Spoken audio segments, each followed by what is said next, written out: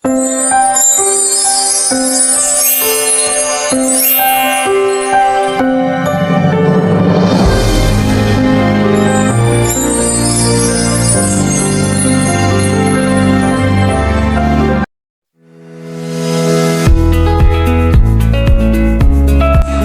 Pengertian fungsi. Fungsi dari himpunan A ke himpunan B suatu relasi sedemikian hingga setiap anggota himpunan A dipasangkan dengan tepat satu anggota himpunan B. Notasi fungsi.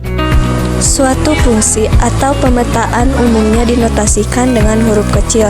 Misal f adalah fungsi dari A ke B ditulis dengan f sama dengan A ke B.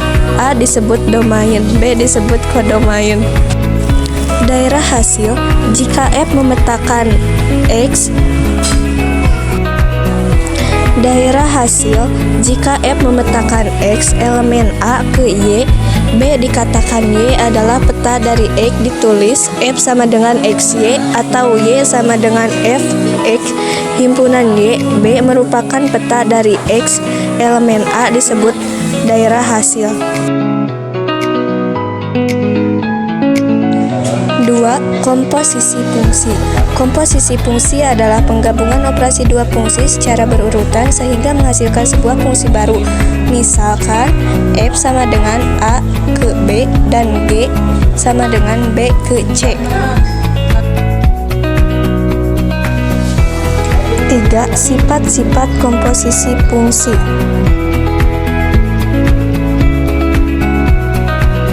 4. Fungsi invers. 5. Inverse dari fungsi komposisi. Misalkan fungsi f dan fungsi g masing-masing merupakan fungsi objektif, sehingga mempunyai fungsi inverse f dan gl. Fungsi komposisi GOF, pemetaan pertama ditentukan oleh f dan pemetaan kedua ditentukan oleh g. Mula-mula x oleh fungsi f dipetakan ke y, kemudian y oleh fungsi g dipetakan ke z, seperti tampak pada diagram berikut.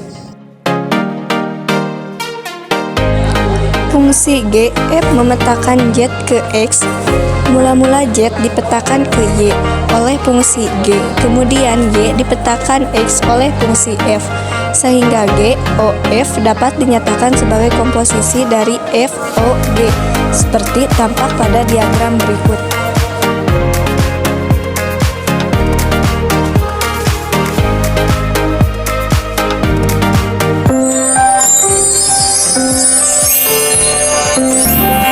Pengertian vektor.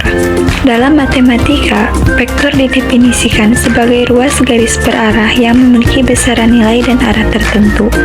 Sehingga vektor matematika juga bisa digambarkan secara geometris, yaitu dalam bentuk ruas garis yang memiliki arah. Panjang ruas garis menyatakan besaran vektor dan arah ruas garis menyatakan arah vektor. Jenis-jenis vektor. 1.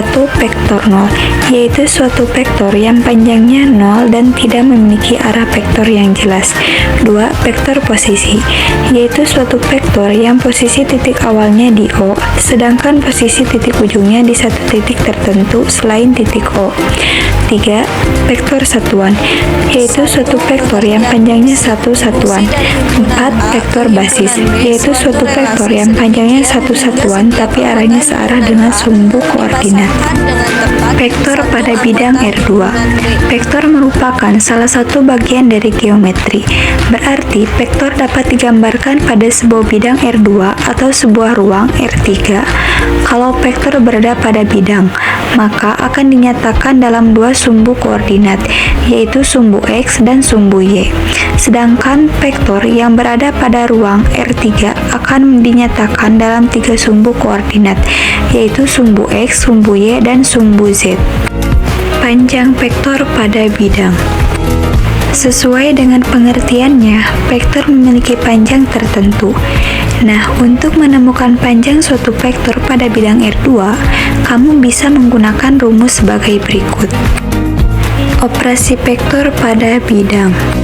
Operasi pada vektor tidak jauh berbeda dengan operasi aljabar. Operasi vektor pada bidang meliputi penjumlahan, pengurangan, perkalian vektor dengan skalar, dan perkalian dua vektor. 1. Penjumlahan vektor. Dalam penjumlahan dua vektor secara geometri, terdapat dua macam cara penjumlahan yang bisa digunakan, yaitu cara segitiga dan cara jajar genjang. 2. Pengurangan vektor. Pengurangan dua vektor pada dasarnya sama dengan penjumlahan kedua vektor. Namun, secara geometri, yang membedakan adalah terdapat salah satu vektor yang memiliki arah berlawanan sehingga bernilai negatif. Sedangkan secara aljabar, hanya mengurangi titik-titik pada koordinat vektornya. 3. Perkalian vektor dengan skalar. Perkalian antara vektor dengan skalar adalah hasil kali suatu bilangan skalar K dengan sebuah vektor A. Penjumlahan dua vektor dengan cara jajar genjang. Namun, secara aljabar, penjumlahan vektor hanya menjumlahkan koordinat titik pusat vektor dengan titik ujungnya.